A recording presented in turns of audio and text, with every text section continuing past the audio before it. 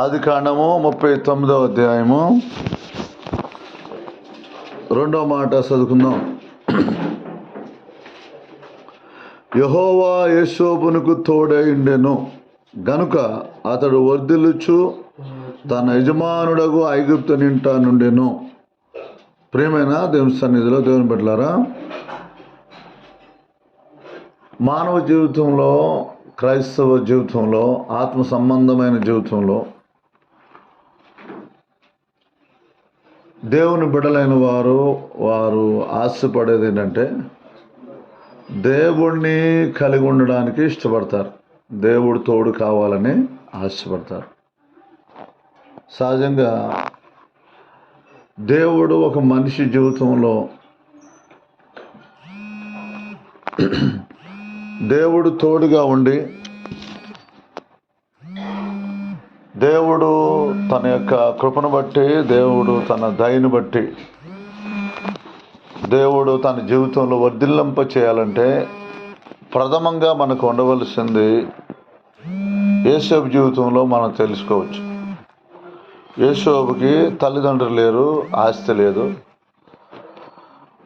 బలగం లేదు, ఆ సమయంలో రక్త సంబంధం దగ్గర లేరు, జ్వరం వస్తే తగ్గిందయ్యా అని అడిగిన వాళ్ళు లేరు, లేకపోతే ఒకవేళ అతనికి ఆకలిస్తే అయ్యా భోంచేసావా అని అడిగిన వాళ్ళు కూడా లేరు. అతడు ఒంటరివాడు. ఎవరు అతను? ఒంటరివాడు.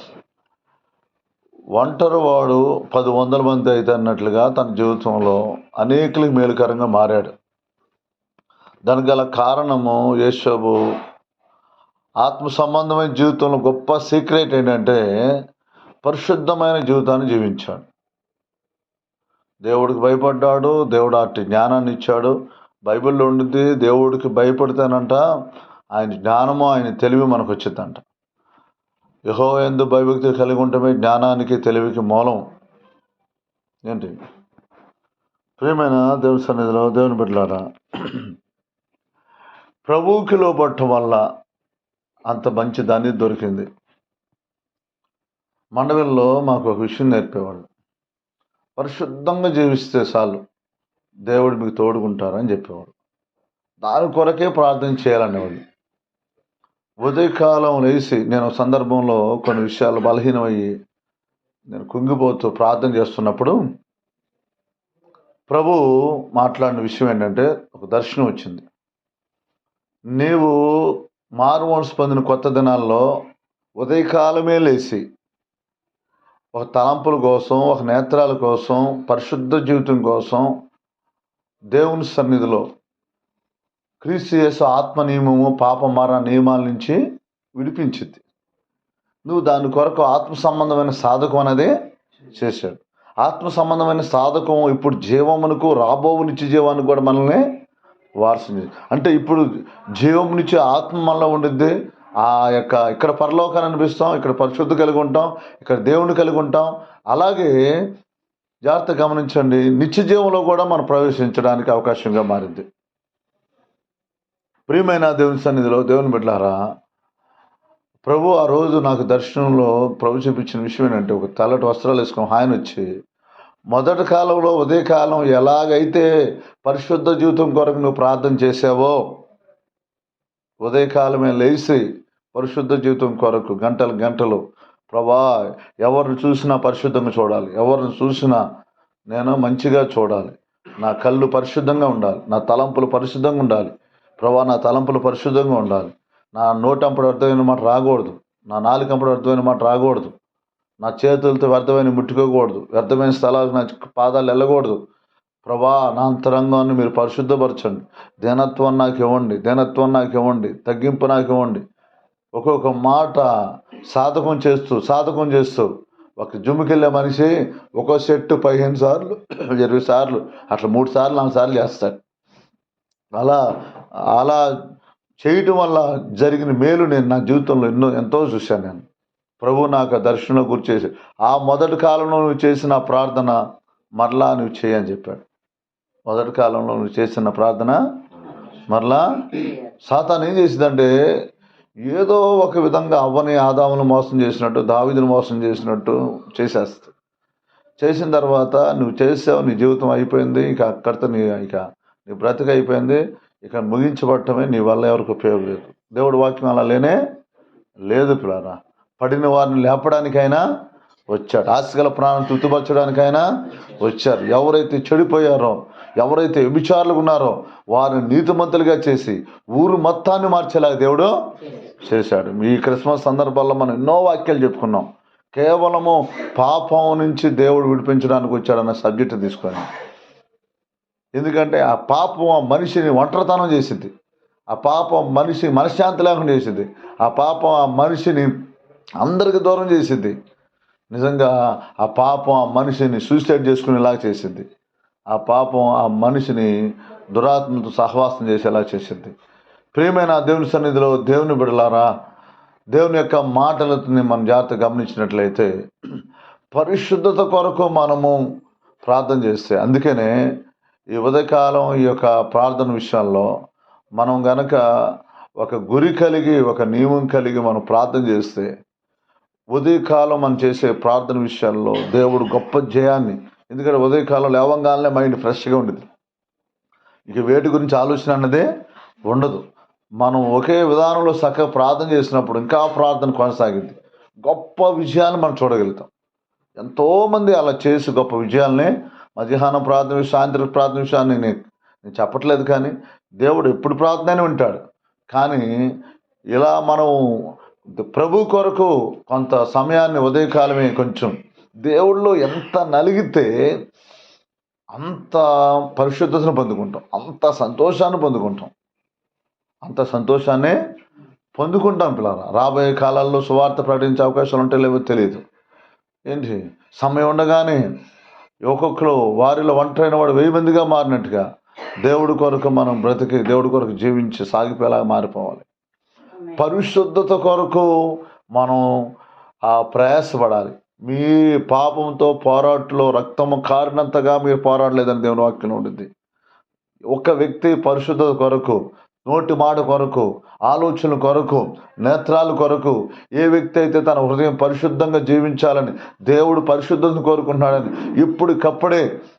ఎప్పటికప్పుడే దేవుడు పాదాలు పట్టుకొని ఇంకా ఏముంది ప్రభా, ఇంకా ఏముంది ప్రభా, ఇంకా ఏముంది ప్రభా అని ఆత్మ సంబంధంగా అతను సాధకం చేసుకుంటూ, హృదయాన్ని పరిశీలన చేసుకుంటూ, 5000 అటువైపు చూపించుకుంటూ, తను తాను విమర్శించుకుంటూ ఎవరైతే ప్రార్థన చేసుకుంటారో ఒక రోజున దేవుని చేతిలో బలమైన పాత్రలుగా వాళ్ళు వాడబడతారు. ఎదుటివారు తప్పులు చూసినంత వరకు నువ్వు ఇంకా నీ హృదయం చెడిపోయింది, ఇంకా నీ జీవితం నీకు ఉపయోగం ఉండదు, నీ కుటుంబానికి ఉపయోగం ఉండదు, నీ సంఘానికి ఉపయోగం ఉండదు, దేవుడికి అవమానకరంగా ఉంటావు. చివరికి నిత్యరాజ్యంలో కూడా ప్రవేశించలేవు, నిత్యరాజ్యంలో కూడా ప్రవేశించే అవకాశము ఉండదు. ఎప్పటికప్పుడే యేషోబునికి దేవుడు తోడే ఉన్నాడు. కేవలం దానికి గల కారణము అతడు తన యొక్క జీవితాన్ని కాపాడుకోవడంలో అతడు ఎంతో ఆ యొక్క శ్రద్ధ కలిగి ఉన్నాడు. పరిశుద్ధ జీవితం కాపాడుకోవడంలో శ్రద్ధ కలిగి ఉన్నాడు. ఏది పోగొట్టుకున్నా దేవుడు నాకు ఉండాలి అంటే నేను పరిశుద్ధతను పోగొట్టుకోకూడదు అనుకున్నాడు. ఒకవేళ నువ్వు ఏదైనా పరిస్థితుల వల్ల బలహీనుడు అయ్యావా, కుంగిపోవద్దు, ప్రభాని దేవుణ్ణి అడుగు. దావీదు మళ్ళా ఇంకెన్నడూ పాపం చేయకుండా దేవుడు చేశాడు. తన పశ్చాత్తాపం, తన ఒప్పుకోలను చూసి నిజంగా మనుషులు నిన్ను ఎప్పుడు నువ్వు ఎంత మంచిగా ఉన్నా ఏదో రకంగా చూస్తూనే ఉంటారు. ముందు దేవునికి ఇష్టంగా ఉంటాకి, పరిశుద్ధమైన జీవితం జీవించడానికి ప్రభు నీలోకి వస్తాడు, నిన్ను వాడుకుంటాడు. ఆ వ్యభిచారి అనుకున్న దావీదుని చచ్చిపోయేదాకా మరలా పాపన పడకుండా దేవుడు చేశాడు. పడిపోయిన తర్వాత లేచి దేవుడు పాదాలు పట్టుకున్నప్పుడు, దేవుడి సన్నిధిలో ఏడ్చినప్పుడు, ఎవరు ఒప్పుకోలేని విధంగా, ఎవరు కన్నీరు కాల్చలేని విధంగా పరిశుద్ధ జీవితం కొరకు అతను వేడుకున్నప్పుడు, మత్తయి సువార్త 1వ అధ్యాయం ఆయన పేరుంది. దావీదు కుమారుడు అని గుడ్డివాడు పిలుస్తాడు. ప్రకటన గ్రంథం 22వ అధ్యాయం కూడా అతని పేరుంది. దావీదు వేరు చిగురు అని బైబిల్లో చివరి పేజీలో ఆయన పేరు కూడా రాయబడి ఉంది. ఎవరో పడిపోయిన వాడే, ఇక ఎన్నడూ పడిపోవటానికి ఇష్టం లేక దేవుడు దూరం అయిపోయి దేవుడి సన్నిధిని పోగొట్టుకొని అది నరకంలాగా అతనికి అనిపించి దేవుడు కొరకాల జీవించడానికి అతడు ప్రయాసపడ్డాడు. యోసేపుకి దేవుడు తోడే ఉన్నాడు. నేను చెబుతున్నా, ఒంటరివాడే. చాలామంది అంటారు నేను ఒంటరిదాన్ని, నేను ఒంటరివాడిని, నాకు ఎవరు లేరు. వాస్తవమే అవ్వచ్చు, నీ సపోర్ట్ చేసి ఎవరు లేరు. ధనం లేకపోవచ్చు, బంధువులు ఎవరు లేకపోవచ్చు. ఏంటి, నీ జనాంగమే నేను ఇబ్బంది పెట్టేలాగవచ్చు. యోసేపు జనాంగం యోసేపుని ఇబ్బంది పెట్టారు. రక్త సంబంధులే. ఏంటి, కొట్టడం ఏంటి, చంపడానికి చూడటం ఏంటి, జంతువుని అమ్మేసినట్టు కూడా అమ్మేశాడు. హృదయాన్ని కాపాడుకున్నాడు. బైబిల్లో ఆయన గురించి అన్నదమ్ముల మీద నొచ్చుకున్నట్లు, ఆయాసపడినట్లు లేదు పిల్లరా. అంటే పడలేదనా? మరి సౌలు ఆయాసపడితే ఎందుకు రాపించాడు దేవుడు? అననీయ సెపేరాల గురించి ఎందుకు రాపించాడు దేవుడు? యోసేపు అలా కాపాడుకున్నాడు, పరిశుద్ధతను కాపాడుకున్నాడు. క్రైస్తవ జీవితంలో ప్రేమైన దేవుని బిడ్డలారా, మీరు ఎన్ని సంవత్సరాలు మీరు మందిరానికి వెళ్ళినా, మీరు గనక ఈ ప్రార్థన నేర్చుకోకపోతే, నేను గనక ఈ యొక్క ప్రార్థన అనుభవంలో నేను ఉండకపోతే, నేను గనక ఈ యొక్క ఏకాంత ప్రార్థనలో నా ఆత్మ సంబంధమైన పరిశుద్ధమైన జీవితం కొరకు నేను సాధకం చేసుకోకపోతే, అనగా వ్యాయామం చేసుకోకపోతే, దేవుణ్ణి మాటి అడగకపోతే, ఈ పరిశుద్ధ జీవితం కొరకు నేను గనక శ్రద్ధ కలిగి లేకపోతే, నా జీవితం అడుగు కాసిన వెన్నెల్లాగా అయిపోద్ది. ఏదో పుట్టాము తిన్నాము చచ్చిపోయినట్టు అయిపోద్ది. ప్రభు సంతోషపడ్డాం, మన వల్ల ఎవరికి ఉపయోగం ఉండదు. ప్రభు ఉన్నాడు మనం చెప్పలేం, మనం ధైర్యంగా దేవుని రాజ్యం వెళ్తాం చెప్పలేం, భూమి మీద పరలోకాన్ని అనిపించలేం. మన జీవితాల్లో ఇంకా పాపం సుఖనివాసం చేస్తూనే ఉంటుంది. బైబిల్లో ఉండిది పిల్లరా, బుద్ధిహీనుని కంట అంతరంగంలో కోపము సుఖనివాసం చేసిద్దంట.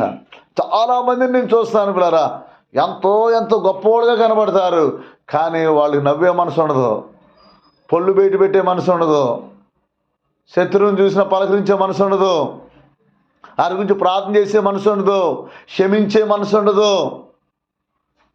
అసలు ఎంత ప్రార్థన చేస్తారో, కానీ తోటి వ్యక్తి గురించి వాళ్ళు లేనప్పుడు ఏదో ఒక చెడు మాట్లాడతారు.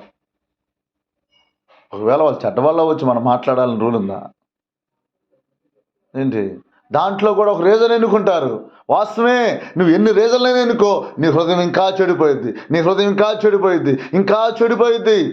నిత్యరాజ్యానికి పోగొట్టుకుంటాం, నిత్యరాజ్యానికి దూరం అయిపోతాం, దేవుడిని పోగొట్టుకుంటాం.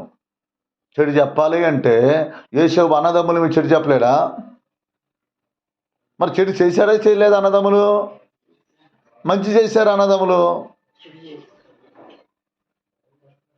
చెప్పాడే పండు యోసేపు అలాగా చెప్తే ఏం పోగొట్టుకునేవాడు? ప్రేమైన దేవుని సన్నిధిలో దేవుని పట్ల దేవుణ్ణి కలిగి ఉంటానికి ఇష్టపడినప్పుడు ప్రభు మనకు సహాయం చేస్తాడు. పరిశుద్ధ జీవితం కొరకు ఏ వ్యక్తి అయితే ప్రార్థనలో ప్రభా నాకు దీనత్వం కావాలి, ప్రార్థనలో ప్రభా నాకు పరిశుద్ధమైన ఆలోచన కావాలి, ప్రభా నాకు ఊత బదాలు రాకూడదు, ప్రభా నాకు అబద్ధాలు రాకూడదు, ప్రభా నాకు సహాయం చేయండి, నా హృదయంలో చెడు ఉండకూడదు, నా హృదయంలో పగ ఉండకూడదు, నా హృదయంలో కుట్ర ఉండకూడదు, నా హృదయంలో వ్యతిరేకమైన స్వభావం ఉండకూడదు, ప్రభా నీ తోడు నాకు కావాలి. బయటికి వెళ్ళేప్పుడు ప్రార్థన చేసుకుంటారు, ప్రభా నా వాహనం చుట్టూ కంచేయండి. ఎట్ట కంచేస్తాట? నువ్వు సాడులు చెప్పటం మానవు, బూతులు తిడటం మానవు, అబద్ధాలు ఆడటం మానవు, ఎదుటి వాళ్ళ మీద పగ తీసేసుకో, నీ వాహనం చుట్టూ కంచేయాలి దేవుడు. ఏంటి అయ్యా, నేను ఎక్కడికి వెళ్తే అక్కడ నువ్వు ముందురా అయ్యా, ముందు రావాలా? యేసయ్య యేసేపుకి వచ్చాడుగా. మరి ఎందుకు వచ్చాడు యేసేపుకి? ఎవరున్నారు సపోర్ట్? ఎవరున్నారు యేసేపుకి? యేసేపు దేని మీద శ్రద్ధ చూపాడు?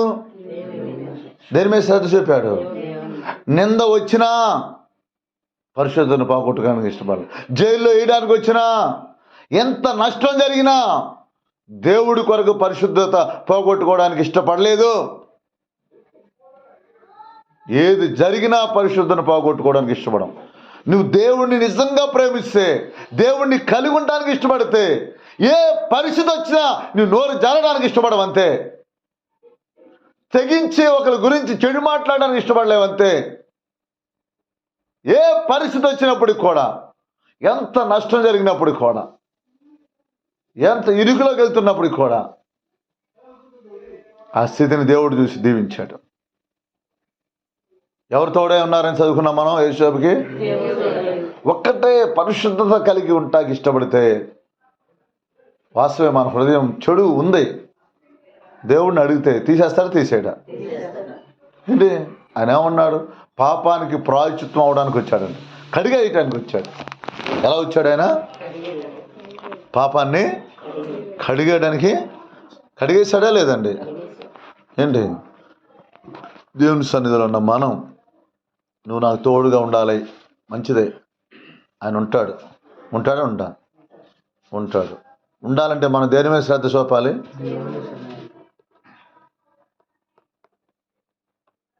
దేవుడు అది కోరుకున్న ఒకటి, పరిశుద్ధత లేకుండా ఎవరు ప్రభుని, పరిశుద్ధత మన యొక్క జీవితాన్ని నిత్యరాజ్యాన్ని వారసులుగా చేసింది.